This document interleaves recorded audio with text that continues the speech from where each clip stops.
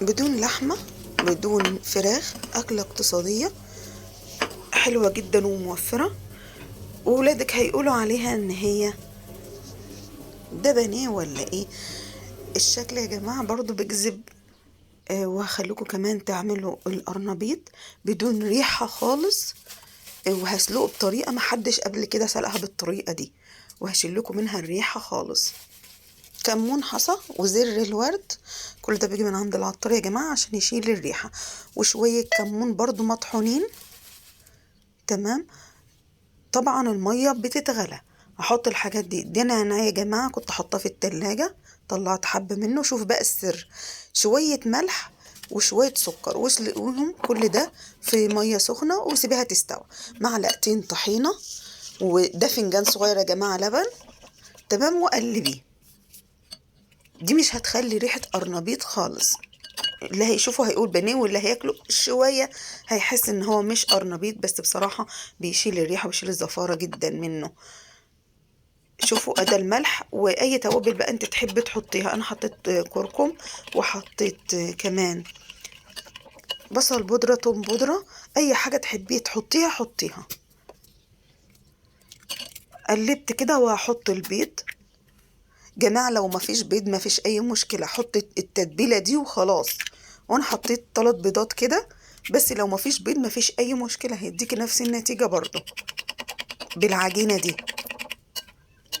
حط شوية دقيق عليه وخلاص بدل البيض. وبعد كده حطيت كزبرة خضراء، بتدي طعم وريحة حلوة قوي. وقلبت كل ده مع بعضه. حطيت بقى القرنبيط بالمنظر ده، هنقليه زي البانيه بالظبط.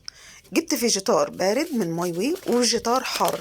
حر طبعا مع المعلقة الكبيرة اللي في الطبق دي بس، لكن البارد حطيت اكتر. ركزوا يا جماعة في الخطوات، ما تركزوش على ايدي كانت محروقة.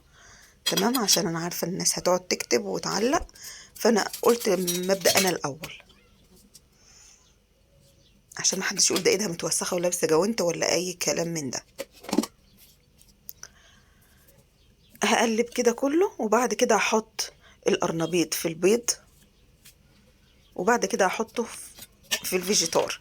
لو انت عايزة بقى تعمله كفر كبير، هتحطي دقيق وبعد كده بيض وبعد كده البقسماط. بس انا حسيت كده ان هو حلو برضو بالمنظر ده. وانت برضو اعمليه بطريقتك، لو انت عايزة تعمليه بالطريقة دي براحتك خالص. هعمل كل الكمية بالمنظر ده. لو انت عايزاها موفرة قلتلك بدل البيض حطي دقيق. وبعد كده هنحط كل الزهرة بتاعت القرنبيط في البيض كده ونشربها حلو.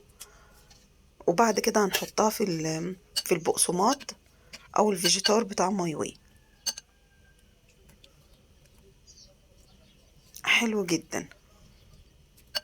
تابعيني بقى علشان هقولك برضو انا عملت شكل ازاي شكل البانيه في اول الفيديو عملته برضو ازاي.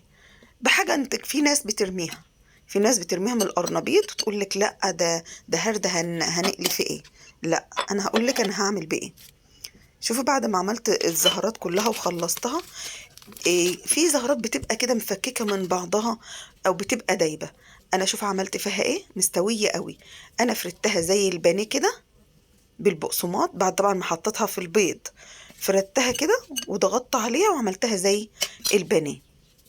اهي الزهرة اهي صغيرة قوي ومستوية قوي، ضغطت عليها وحطيت عليها فيجيتار كتير اهو لما لغاية تمسكت. قبل ما اقليها يا جماعة أنا بحطها في التلاجة تاخد تشميعة كده وتغليفة عشان ما تفكش مني في الزيت. تمام. حطيت كل القرنبيط الصغير او المهرود ده بقى، عملت صوابع القرنبيط اللي هي القرنبيطة الصغيرة اللي بتبقى مهرودة دي، ضغطت عليها بالفيجيتار وعملتها صوابع بايديا بالمنظر ده، برضو كانت حلوة جدا. هصبع كله بالمنظر ده. شوف المهرود خالص عملت فيه ايه اهو، ضغطت عليه بالفيجيتار وعملت صوابع بايديا. كده هنوفر، وكده مش هنرمي حاجة خالص، ولا هنرمي البيض كمان اللي فايض مننا حطيناه في الفيجيتار. قليته يا جماعة في الزيت، الحبة دولت قليتهم في الزيت، زيت غزير، وقمت قلياهم فيه. تمام. في بقى حبة اللي هي الزهور ذات نفسها، انا حطيتها رصيتها بعد ما حطيت فيها الفيجيتار وعملت كل الخطوات اللي حضرتكم شايفينها، وحطيتها في صينيه في الفرن. يعني دي من غير زيت، زيت عاملاها برشه بسيطه خالص بالفرشه، وبعد كده حطيتها في الفرن اتحمرت، كانت حلوه قوي وخفيفه جدا. وشكرا ليكم، والسلام عليكم ورحمه الله وبركاته.